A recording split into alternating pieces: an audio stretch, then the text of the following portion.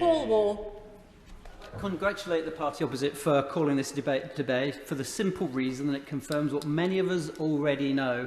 They're much more focused on the 7% of private school pupils than they are on the 93% in state education. But given the Tory leadership contest is approaching its exciting climax, it's worth pointing out that state education has got barely a mention in that contest so far.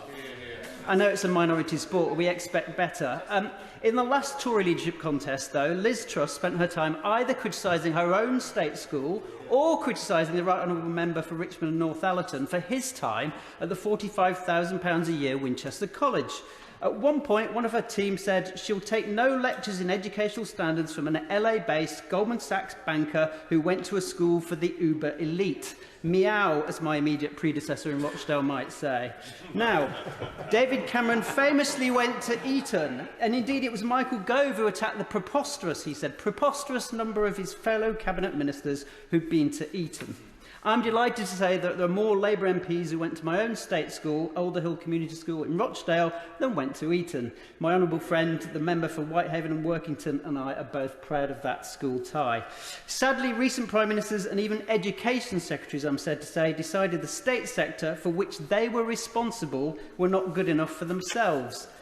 During Partygate, we got used to the Tory party thinking the COVID rules were for other people.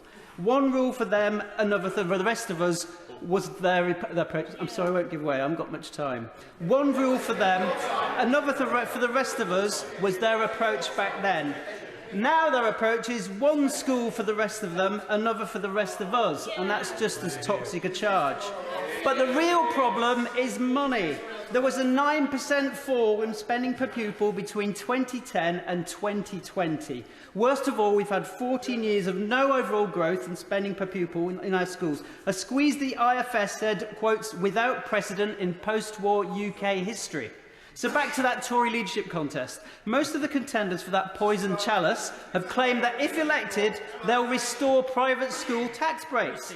The fact that the Tories plan to make another £1.3 billion worth of cuts to the state schools on top of their own record of austerity proves they really haven't learned a thing from that catastrophic defeat of the last election. If they all put an ounce of the passion, the emotion and, yes, the hard cash they put into private schools, into state schools, I think the public might start to listen to them again.